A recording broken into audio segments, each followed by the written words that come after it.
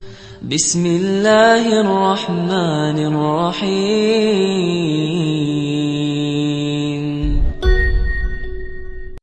يا أيها الذين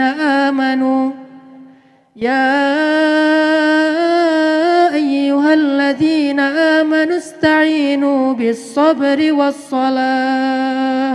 Kalau kita lagi sedih, kalau kita lagi down, kalau kita lagi drop, kalau kita lagi patah hati, kalau kita lagi galau berat, maka ista'inu bis-sabri was-shalah. Mintalah pertolongan Allah dengan sabar. Lalu Isra dan Mi'raj. Isra dan Mi'rajnya kita as-shalah. Sehingga kalau kita lagi berat hatinya, lagi malas, lagi gak bisa ngapa-ngapain, sholat aja 2 rakaat. Mau sholat syuruk, mau sholat duha, mau sholat tahajud, mau sholat qobliyah, ba'diyah, mau sholat galau gitu kan. Apa sholat galau? Istikharah. Galau milih yang mana? Yang hijabnya hitam atau yang hijabnya putih? Sama-sama berhijab, itu boleh. Tapi kalau yang satu berhijab, yang satu belum berhijab, ini gak perlu pakai istikharah. Pilihlah yang paling taat kepada Allah Subhanahu wa ta'ala. Ustadz, kalau dua-duanya gak berhijab, nah ini lebih galau lagi nih. Kalau dua-duanya berhijab, galau. Milih yang mana? Yang satu hafal Quran, yang satu lagi hafal hadis. Ya, keren ya. Yang satu hafalnya Al-Fatihah, yang satu hafalnya Innamal a'malu binniyat. Jadi dua-duanya hafal ayat dan hadis, walaupun pembukaannya doang. Intinya teman-teman, pelajaran dari Isra dan Mi'raj yang pertama itu, Nabi itu jatuh patah hatinya bukan karena Khadijah meninggalkan beliau, tapi karena Khadijah wafat. Kalau kita mungkin patah hatinya ditinggalin, ditikung. Ini kata-katanya berat, ditikung gitu kan. Kata-kata yang membuat gimana gitu, Ustaz? Mengenang sesuatu Kak Buni. Sesuatu yang menyakitkan gitu, Ustaz. Wah, luar biasa. Pernah berarti Kak Buni? Dulu. Jadi kayak ditinggalin, jangankan ditinggalin orang yang kita sayangin ya, ditinggalin grup aja tuh berat loh. Bukan left group, di left sama grup. Teman-teman pernah left group? Pernah. Nah, pernah nggak di left sama grup? Di left sama grup tuh gini, grupnya tiba-tiba sepi, ternyata mereka bikin grup baru di sebelah. Kita doang yang nggak dimasukin gitu kan. Tadinya grupnya isinya 10 orang, sekarang grupnya di sebelah 9 orang, kita doang yang gak masuk. Ini namanya di live sama grup. Gak usah di live sama grup, di unfollow aja tuh berat gitu. Apalagi followersnya cuma 1. Dia. Terus di unfollow, akhirnya kita pakai akun palsu biar bisa stalking gitu. Pengalaman Ustadz, dikit. Jadi teman-teman, kalau kita ngerasain perasaan sedih yang kayak Rasul, walaupun mungkin kasus kita tuh nggak selevel Rasul lah ya. Kasus Rasulullah kan keren banget ya, ditinggalkan oleh pacar halalnya. Dan ditinggalkan juga bukan dikhianati, ditinggalkan wafat. Kalau kita mungkin ditinggalkan oleh orang yang belum halal buat kita.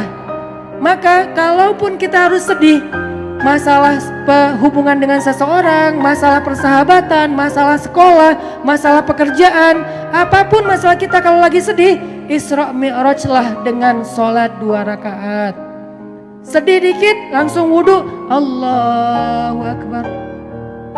Ketika kita sholat kita bisa curhat sama Allah. Apa curhat kita yang lagi sakit hati di dalam sholat teman-teman? Apa doa sakit hati di dalam sholat? Doa yang lagi sakit hati kalau lagi sholat itu sebetulnya kita pada hafal. Rabbighfirli warhamni wajburni. Kalimat wajburni itu doa sakit hati loh. Artinya apa? Ya Allah wajburni. Artinya ya Allah sembuhkanlah sakit hati saya. Sehingga di dalam sholat kita tuh curhat banget sama Allah. Misalnya di dalam sholat kita bilang iyyaka na'budu wa iyyaka nasta'in.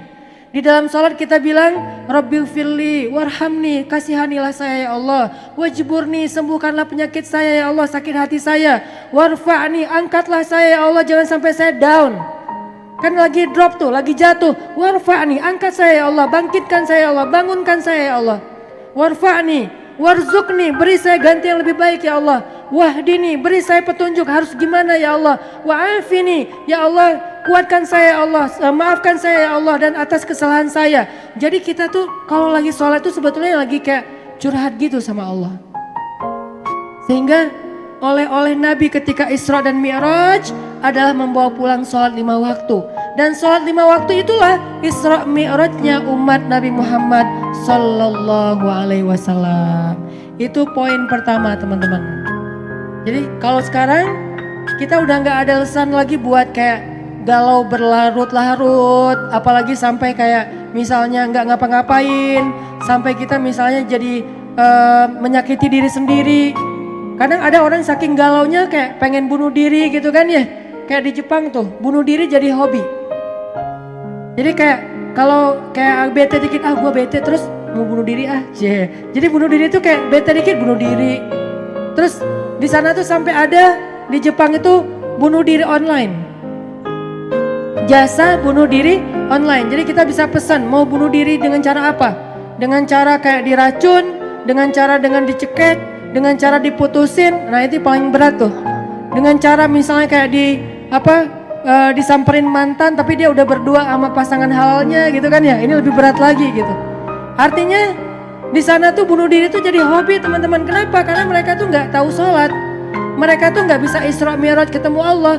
Padahal sholat itu untuk orang beriman itu ketemu Allah. Makanya Nabi mengatakan beribadahlah kepada Allah anta'budallah ka'annaka tarah fa illam takun tarah fa innahu yarak. Sembahlah Allah seolah-olah kalian melihat Allah. Kalau kalian gak bisa ngerasain melihat Allah, yakinlah Allah melihat kalian. Ini pentingnya sholat nih teman-teman. Dan di antara 5 waktu sholat, ternyata sholat yang Allah Subhanahu wa ta'ala langsung mendengar bacaan kita dari jarak dekat. Sholat apa? Sholat subuh. Allah itu langsung melihat kita dari jarak dekat. Kenapa jarak dekat? Karena sepertiga malam terakhir Allah itu turun ke langit dunia. Sepertiga malam terakhir Allah itu turun ke langit dunia. Lalu Allah bertanya kepada hambanya, ya ibadi, wahai hamba-hambaku, hal min dhi hajah. Apakah kalian punya masalah? Apakah kamu punya masalah? Sini aku selesaikan masalah kamu. Ya ibadi, hal min taib, wahai hamba-hambaku, apakah kalian punya dosa? Sini aku ampuni dosa-dosa kalian. Sehingga sholat 5 waktu yang paling tinggi derajatnya di sisi Allah adalah sholat subuh. Sholatnya paling sedikit, cuma 2 rakaat, tetapi dia paling tinggi derajatnya. Kenapa? Karena sholat subuh inilah sholat ketika Allah Subhanahu wa ta'ala mendengar curhat kita dari jarak paling dekat. Jadi siapapun yang punya masalah, maka solusinya adalah sholat subuh. Siapapun yang punya hajat, maka kuncinya adalah sholat subuh. Siapapun yang punya mimpi, maka untuk mewujudkan mimpinya adalah sholat subuh. Siapapun yang ingin menjadikan keajaiban itu nyata, maka menyatakan keajaiban itu adalah dengan sholat subuh. Siapa yang pengen melihat mukjizat dalam hidupnya, sholat subuh.